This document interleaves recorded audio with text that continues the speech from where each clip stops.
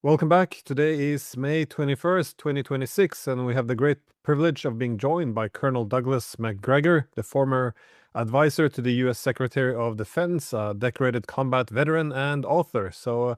Thank you very much for coming back on the program. Sure, happy to be here, Glenn. I've been looking forward to getting your take on what's happening now in Iran. It appears that both sides are rejecting each other's proposals for peace, and it doesn't seem to be a clear meeting point anywhere. Do you think it's likely we'll be going back to war? Well, I do. On the other hand, I have not been keeping up with the variety of responses that we are eliciting from Washington. President Trump said something about a negotiation, and there seemed to have been some willingness on the American side to be more flexible. The idea of let's set aside the nuclear issue and other things and sort things out for the strait. So if you're telling me that everyone has now firmly rejected everyone else's proposal, I believe it. But I haven't seen anything final from Donald Trump. And of course, you never know what you're going to get out of Donald Trump. He seems to negotiate against himself a lot. There's not much evidence that he's really talking to anybody else. So who knows what's real and what isn't. But I think what's most important right now is the idea that Mr. Netanyahu is coming to Washington. And that's the latest rumor. I haven't seen it officially announced yet anywhere, but I have it on fairly good authority that he's flying to Washington. The last time he did that, of course, you had the war breakout. He visited, he spoke. Everyone was sort of in the kissy face, huggy bod mode. And then suddenly he flew back, the war began, and Trump said, oh gosh, we need to join the war. And off we went.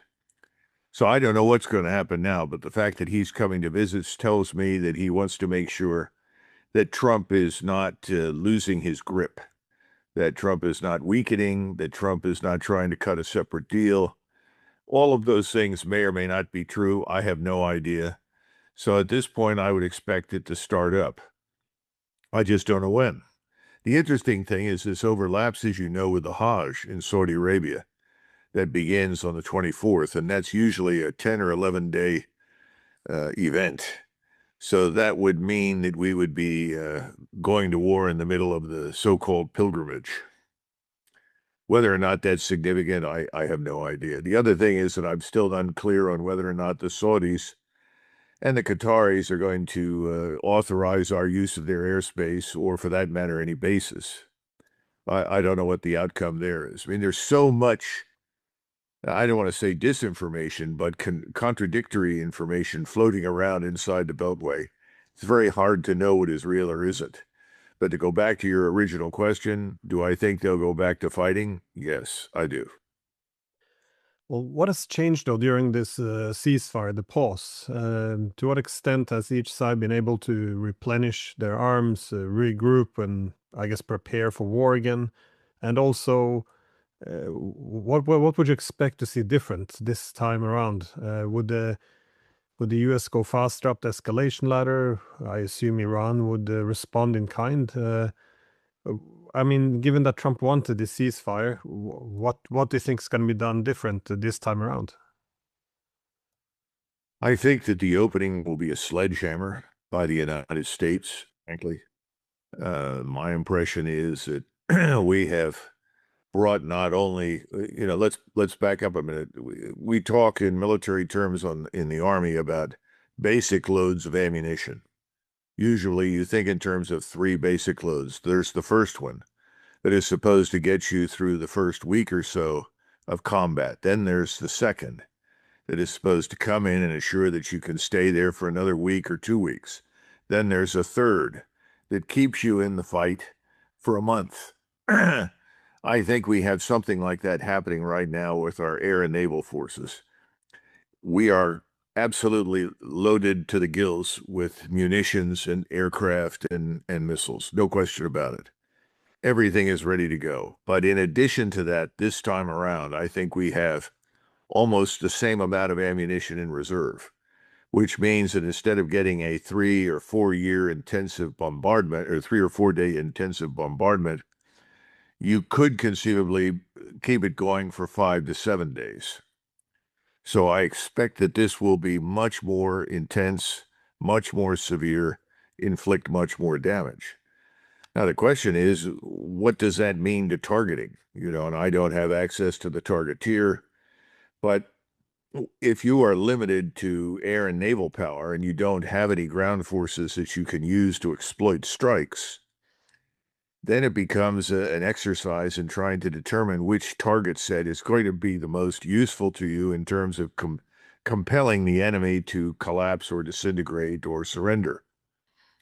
I don't know. I'm sure we'll hit all of the targets we hit previously because we now know, thanks to the CIA leak to the New York Times, that the Iranians emerged from the last round with virtually 90% of everything intact.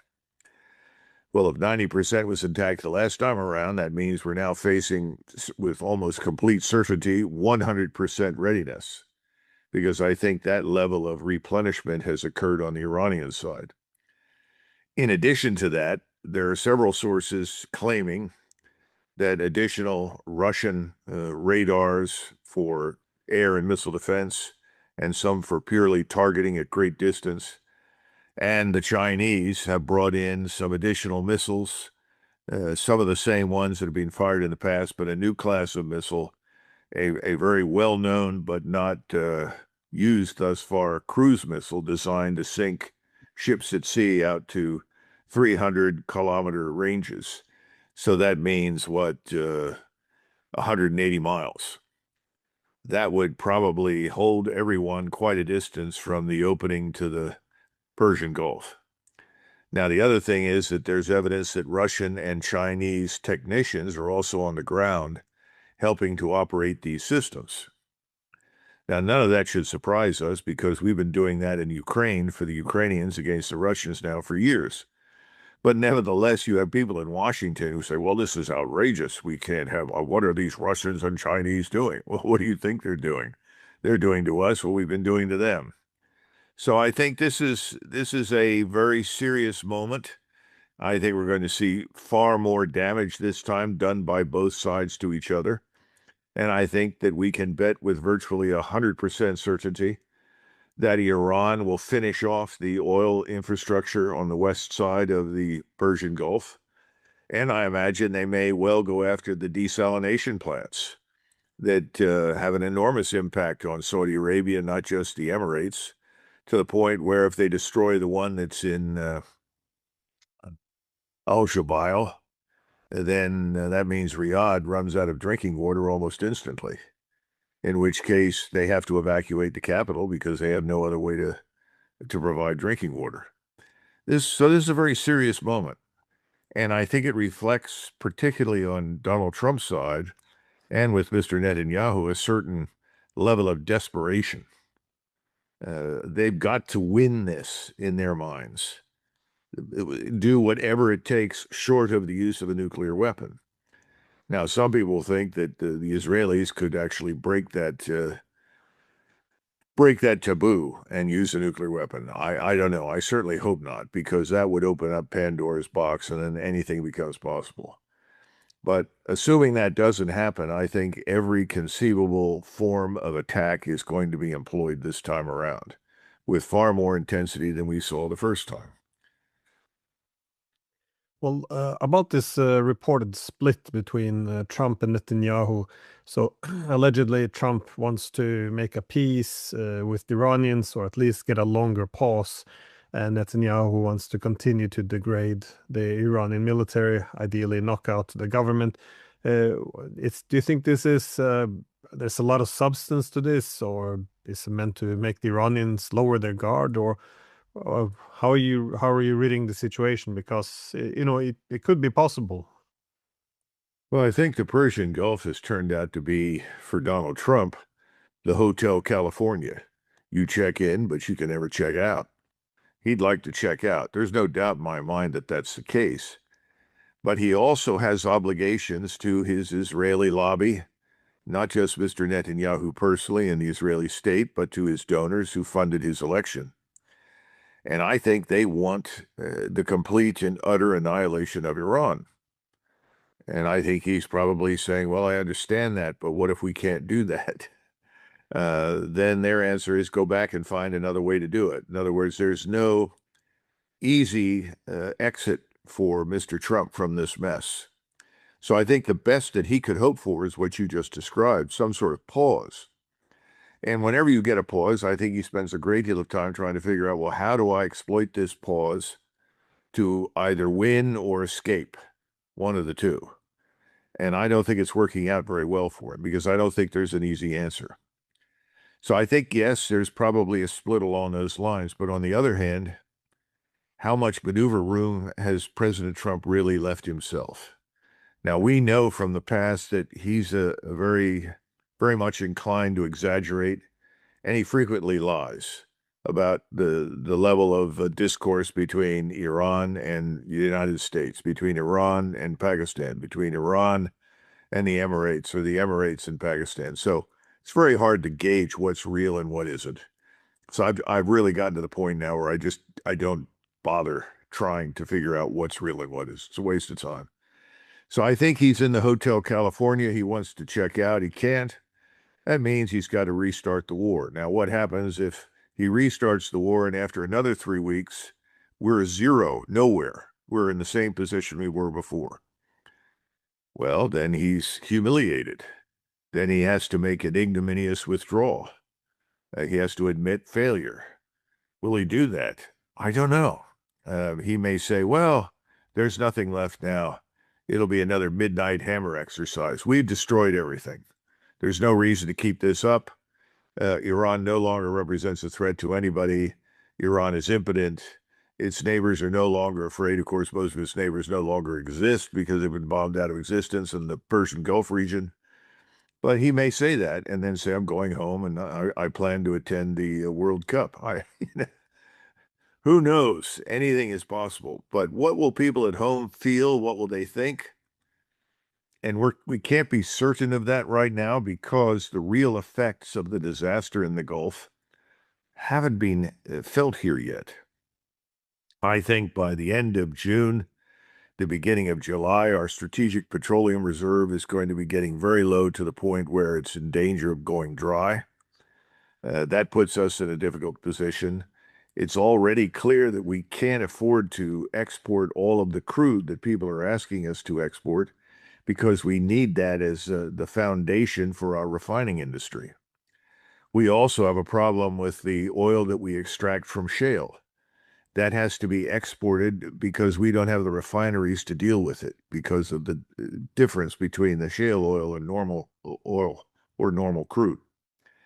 So he's got to deal with these things. Then in addition to that, we have the financial crisis. And I've been watching the bond market for years, and that's simply because everyone I respect, whether it's Alistair MacLeod or Ray Dalio or Luke Groman, any number, Gundlach, brilliant financial analysts, they've always said, look at the 10-year bond. Once the 10-year bond breaks the 5% ceiling in terms of its yield rising, we can't service the debt. Everything begins to collapse. So we're inching up toward the 5%. So what does that mean if that happens during this next round? I think it means that we pull out because we can't afford to stay. And we're already watching as gold replaces the dollar as the world's reserve currency. And that's not something that was planned on last year or 6 months ago or 2 years ago, but it's happening. It's real. And the Chinese, we know, have accumulated enormous quantities of gold. Nobody knows how much they've got. Now, to create some liquidity with foreign reserves, the Russians have actually sold some gold. They've got plenty of gold. India has plenty of gold. All of this gold is going to end up backing BRICS. And this is a battle between BRICS and the U.S.-dominated Western financial system. So if the U.S. Western-dominated financial system suddenly collapses in crisis because of what's happening in the bond markets, not just in the United States, but around the world, we're watching everyone who can offload our debt. how do you sustain the war? And I don't think we can. Now, perhaps Mr. Besant has some new magic up his sleeve. I have no idea. So I think President Trump is really squeezed at this point. If he doesn't go back in, it looks as though he's being defeated and is giving up. In other words, regardless of how prudent it may be to do, he can't just sail away, fly away, and forget it. He refuses to say what I've been urging him to say, which is for humanitarian reasons, we've got to get out. Because this is no longer just about the United States and Iran or just a few other nations in the region or states in the region. This is about the world. And the entire world is suffering. And if we don't stop this, if we go through with this next round, it may be a decade before the global energy complex really recovers. We're going to have famine. He's effectively reversing the Green Revolution, because the fertilizer doesn't exist. People in the United States, they don't even know what Green Revolution means, most of them. They don't understand how that's changed because in the 60s, we had a little more than 4 billion people living on the planet. Today, we've got more than 8 billion. That's not accidental. That's because of the Green Revolution. We've been able to feed all of these people. What happens when we can't? Now, we'll have problems inside the United States. Everybody knows that, but they're not as severe as they are, say, in the global South. And I don't know what happens in Europe. Europe is going to be in a very serious trouble when it comes to these things. And look what the Europeans have done to the Dutch. Look what the Dutch globalists have done to themselves. And the Dutch are the most productive agricultural state in the world. And because of the Ukraine war, we've lost access to vast tracts of farmland that used to produce enormous quantities of food. The whole thing is a disaster, but politicians in the United States and Washington are not thinking in terms of the rest of the world. They're thinking in terms of themselves.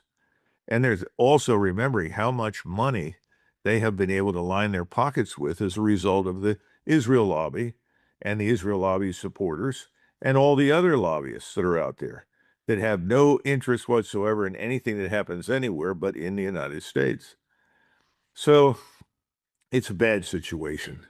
There's no easy solution. Well, my assumption though with Trump was, that he thought probably the best scenario would be he's able to regime change and, well, destroy Iran. Worst case, that he has to pull back. He can declare victory, point to how many people have been killed and the navy destroyed, all of this, a bit like Yemen, and just declare victory and go home. But the problem, of course, is if the Iranians hold the Strait of Hormuz, then they can put a higher toll on countries that threaten Iran's with economy, with sanctions, threaten Iran by hosting U.S. bases. They can put extra toll on countries that trade in the U.S. dollar.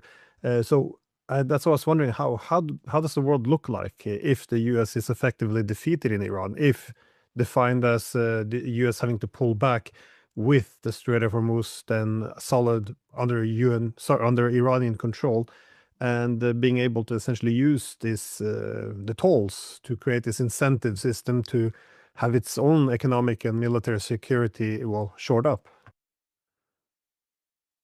Whatever happens next, whether we attack or we do not attack, whether we try to leave and say we were successful or not, I think we, Americans, are finished in the Middle East.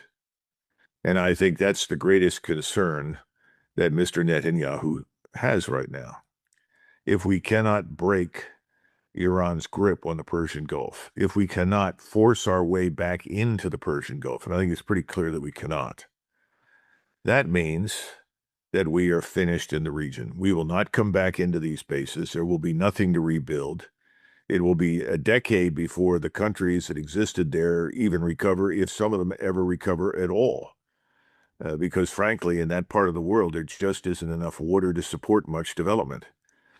So I think that's the greatest single problem. Not so much for us. Let's be frank. I would argue that we should have withdrawn from most of the overseas bases a long time ago. And I've been giving briefings to war college classes, to Army audiences, to any audience that would listen for the last 15 plus years, that the whole notion of forward military presence is finished. And everybody looks at me, well, you're crazy. And I kept trying to tell everyone, we have new capabilities today. Whatever you put forward in a forward presence mode, that means in bases like the ones in the UAE, bases in Germany, bases in Korea, bases in Thailand, bases in the Philippines. It doesn't matter where you go. You are now a target array waiting to be destroyed. You can be easily identified, easily targeted, and enough theater or tactical ballistic missiles or cruise missiles can be launched to wipe out your forward presence at the beginning of any conflict or crisis. So I've urged that we abandon this forward presence nonsense. Remember that forward presence was justified in the aftermath of World War II, not just by the Cold War, but by the assumption that by being there, we were going to prevent other conflicts from breaking out. Well, that hasn't worked, has it? It hasn't worked largely because we're the ones causing many of the conflicts. But the bottom line is those days are over. So in one sense, this is a blessing insofar as it's going to compel us to pull our forces back and come home. At least we can protect them inside the continental United States if defense becomes the primary focus, because our whole force posture, our military thinking since the end of the Second World War has been offensive. The best defense is the offense. That was always the argument. If we're forward, we can attack quickly.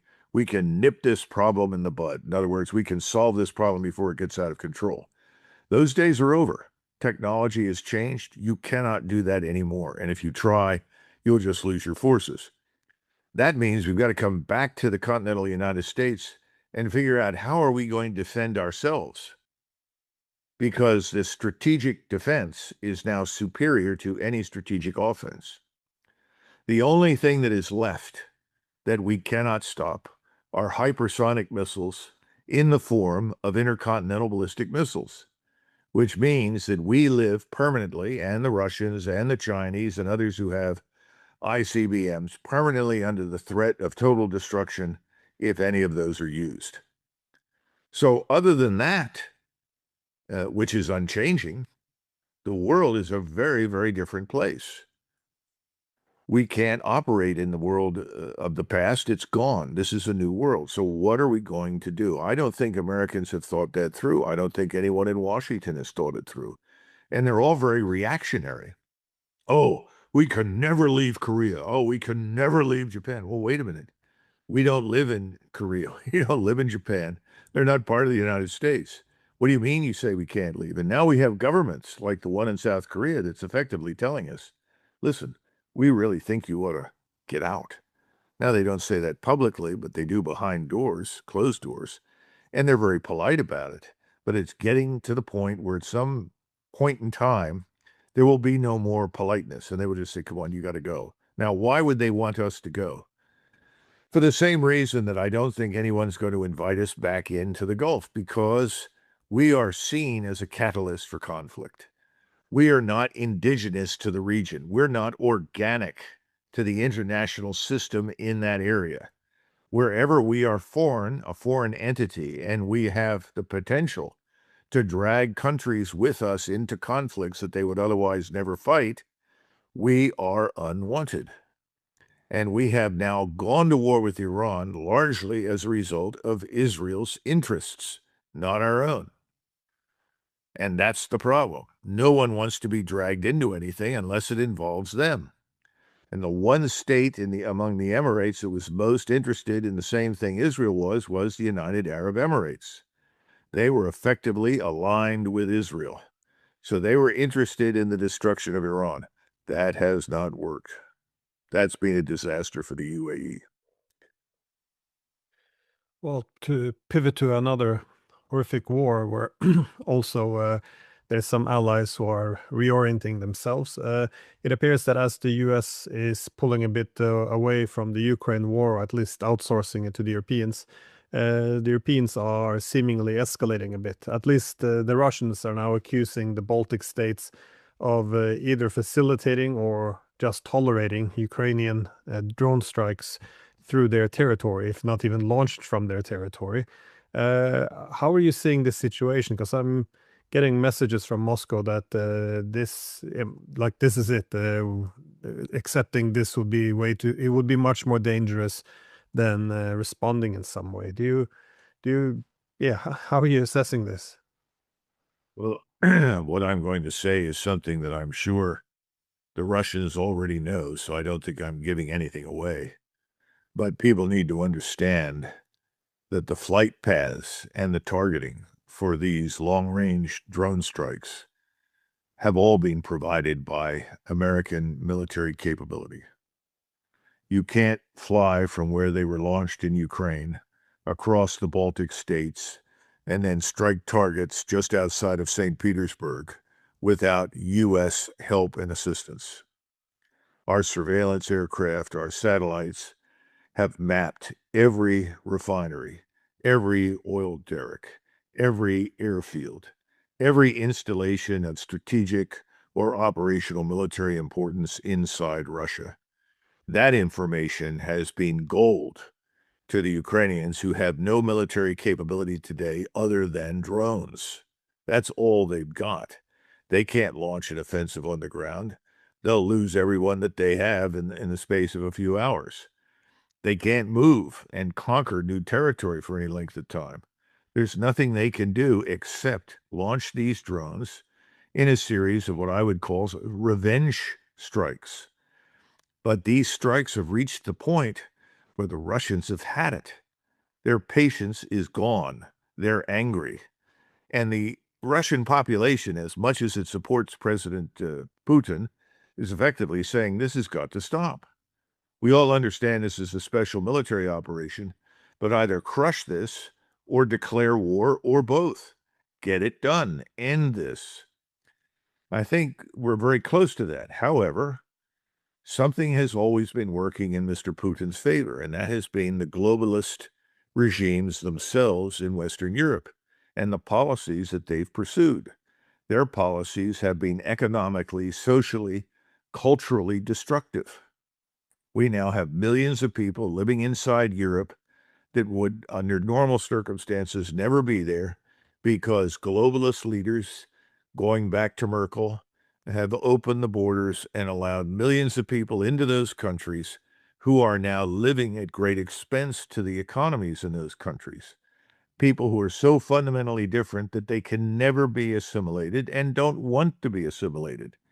If anything, large numbers of them have decided that they're going to turn Europe into what they want it to be, not what it is. So things are finally beginning to change, and the place that's of greatest importance because it's the most powerful state in Europe is Germany. And Germany is on the edge of exploding like a volcano. They have an opportunity to break the stranglehold that the globalist leadership has had on that country for years. That may happen, and it's probably going to happen. The question is when. Will it happen next week, next month, later in the year? I don't know, but I think it's coming because there is a growing readiness to admit that this has all gone too far. Germany is being turned into what the famous Morgenthau Plan tried to do to it, deindustrialize it, destroy its scientific industrial might and power, undermine, erode its morale, destroy its sense of self, its national identity. All of this is ending because Aliza Weidel has turned out to be a person of extraordinary ability. She is somebody that we refer to as a Rocher de Bronze or Felsen de Brandung in German. In other words, she's the granite in the fire. She has withstood everything that could be thrown at her, and she is telling the truth. And people, even in the Bundestag, in the CDU, they're beginning to say she is right. Now, if she takes over, what do we expect to see? Well, the first thing that's going to happen is that I imagine she or her new foreign minister will fly to Moscow and say, look, this is it. We want nothing to do with the policies of the past. We didn't like it. We didn't support it. We opposed it. We want to do business. And what is President Putin going to do? Is he going to say, well, we don't like you anymore? Of course not. he's going to do business. And the cheap energy will flow. And for every civilization, cheap energy is vital. It used to be like cheap labor. Cheap labor is still good. Cheap energy, though, is a vital necessity. And without it, you don't have cheap credit. If you don't have cheap credit, which is what we've been operating on in this country for decades now, everything stops. Right now, these KKR, BlackRock, all these multi-billion-dollar private credit firms, they're in trouble. They have no liquidity. They're trying to borrow against the assets they have under management to survive. They're going to go under. So my point is that that's where Aliza Vital will take Germany. And all this business about we're going to build the biggest army or the biggest air force or whatever, that's impractical. And more important, it's not even necessary. And that's what Vital understands, and I think increasingly the German electorate understands it. You know, we had this movie years ago. It was a comedy. It was a great film, and it was about a Russian submarine that has problems and runs aground off the coast of Maine. And so the Russian crew, the captain goes ashore looking for support, and eventually the local townspeople help the submarine, and they get the submarine back out to sea before the Coast Guard and the Navy and everybody else has a heart attack. And it's called The Russians Are Coming. And this has been the mantra for years in Western Europe. We used to joke during the Cold War in the 1970s, oh, the Russians are coming. They're on I-95, headed from New York to Philadelphia. News at 7. Yeah, it was ridiculous. Okay, they weren't coming. They're not coming now. No one in their right mind wants to do this. So I think once Germany stands up and says no more and puts an end to this, it's going to be very hard for everybody else. Now, the reason I brought up all of this mapping of installations and navigating courses for these drones is because it's all being done through the Baltic states, or it's being done down through Romania and out to the Black Sea, where they've been striking targets all the way out to the Caucasus. This is very dangerous, and the Russians really are very frustrated and angry.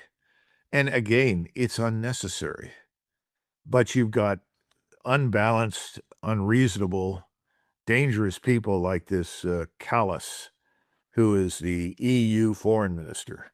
Now, why in the name of God would you pick an Estonian politician to be the foreign minister for the European Union? Or, come on. It's absurd. Makes no sense. We have more people in New York City, LA, the top 15 or 20 cities in the United States that exist in these little countries. Now, do these little countries have a right to exist? Absolutely. Are they in danger of being overwhelmed and destroyed by the Russians? No. But if this nonsense doesn't stop and they don't get out of the business of aiding in the construction of these long-range drones, and the rest of the Europeans continue to ship these components where they can be assembled in Ukraine, because Ukrainians don't need help with the FPV, the first-person drones. Those things they can build until the cows come home. But the long-range drones, no. That's a different matter entirely. And if this doesn't stop, then, at some point, the Russians may lose patience. So I think it's kind of a race. Does Germany offload this terrible government, which has done so much damage to the country? And Merz, who is going to get most of the credit for it, is not the first. You've got to go all the way back to Merkel's arrival. And ever since she took over, Germany has been on the path to hell. That has to stop. If that stops and Germany gets new leadership, then I think the Russians will pull back and wait for the visit from Berlin to Moscow. But if that doesn't happen soon, then I guess the possibility of strikes by the Russians on the manufacturing facilities or the military facilities in the West that are playing a role in this could very definitely happen. I think that would be unfortunate, because I think Russia is on the verge of winning the peace. So Germany either do a regime change or we might go to war. Well, you say go to What war. would it? You go to war with if you're a European. Who are you Um, kidding? You're not going to that get that's nonsense. that's It's a matter of that's the what. Sorry. Yeah. that's the issue. But go to war to do what? What have you got? There's nothing there. Who are we kidding? I mean, this is the joke. Oh, you got to load up all your tanks and artillery pieces and troops on the trains and then run the trains all the way to Poland to the border and disembark and get ready for the big offensive? No, they'll all die on the trains. Everything will be destroyed. Precision guided weapons will wipe it out before it ever gets there. Stupid. So what are the Europeans doing? Because while they're doing these things, that is striking through the Baltic states, also with the U.S. assistance, as you say, they're also putting this new UK-led naval block being built against the Russians. I'm not sure if they are putting pressure on Russia or if they're actually preparing for war, which they can't fight. But if they do pick a direct fight, or the Russians now decide that they have to strike Latvia or Estonia, either of, we're giving them some plausible deniability by using Ukrainian drones, which they have downed, or just doing direct missile strikes on Latvia. Do you think the United States, though, would come to the rescue? Well, the United States is not going to use nuclear weapons. The notion that if this so-called Article 5 is invoked, let's say by Lithuania, Latvia, Estonia, that the United States will launch nuclear weapons at Russia is absurd. That won't happen. So then the question is, if we're not going to do that, what can we do?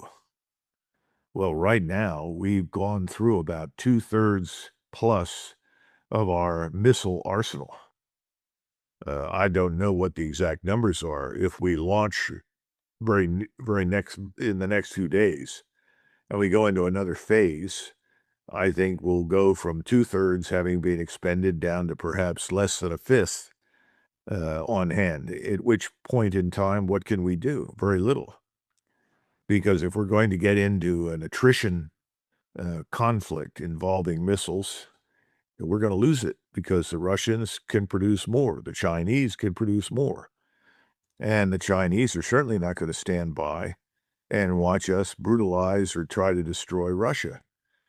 I guess the issue is this. Donald Trump was elected to do many things, and people mistook him for being this strong, influential leader who would represent their interests. Well, first of all, he's not representing anybody's interest in the United States any more than Starmer is representing the interests of people in England, Scotland, Wales, or Northern Ireland. Forget it. He's not.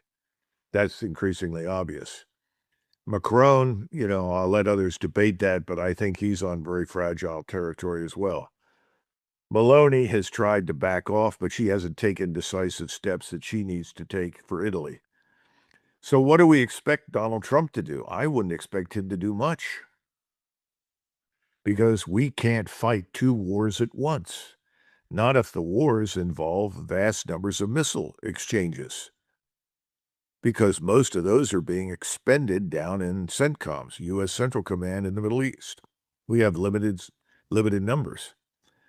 Now, one of the things that Donald Trump said when he returned from his trip to China, which I thought was very good, is that he essentially put an end to the nonsense about going to war to defend Taiwan. He said, we can't do it. So effectively what he said, he's right. He said Taiwan's 100 miles from China, but we have to travel 6,000 to 7,000 miles to reach the place. Somebody talked sense to him. I don't know who it was. Whoever it was deserves the Nobel Peace Prize, because the dumbest thing I could imagine is the United States trying to precipitate a war against China. China is the largest fortress in the world. There's this old expression, a ship's a fool to fight a fort, which means fleets don't take fortifications ashore. They can't stand up to the fortifications ashore. You can always fire more missiles from your magazine ashore than you can from your magazine aboard ship. So he said, no, that's not going to happen. Thank you, President Trump. God bless you. That's vital and essential. Let's get rid of this stupid nonsense about China and going to war. Now, other than that, he was embarrassed because President Xi simply said, well, I'm happy to welcome the leader of a declining power to my country. And as the leader of a rising power, it is a great pleasure to see you. What a great statement. Is he wrong? Not entirely. Is he right? No, not entirely. But he's not a fool. He was sending a message. China is the largest manufacturing base in the world. They can turn out for every one rocket engine or missile engine we turn out, they can probably turn out 500 to 1,000. It's a simple fact. This is go back to World War II, and when you ask the Germans how they lost the war, they'll say Lend-Lease right away, because the Soviet army wouldn't have gotten 50 miles beyond Stalingrad without all the trucks and all the jeeps and all the steel and all the trains and all the metal and all the, I mean, just go down the list. Impossible. Well, that's what we are facing today with China. China has replaced us as the leading manufacturing power in the world. So thank God for that. Now, otherwise, everything that was reported after that trip was irrelevant nonsense. We didn't close any big deals that are going to make us rich, and we didn't take advantage of any Chinese weakness or anything else. That's all nonsense. So he's now back in Washington, and he's still stuck in the Hotel California. And it's obvious to him that it's in China's interest that we sit in the Hotel California called the Persian Gulf. Chinese aren't going to help us get out. The Russians have tried to help us get out, but we don't listen to them. We're not going to change our posture for the reasons we've already cited. But at least we have offloaded this stupid idea of war with China. That's wonderful. The question is, now what? And that brings us back to where we were before. And I think you've got a collision coming. On the one hand, the reality in the Persian Gulf. We don't have the capability or the right force mix to change that equation. They've got it. They're holding it. It's very tough to change that. Then on the other side, we have this thing called the American economy and financial system. Which one is going to break first? That's the question. I don't have the answer.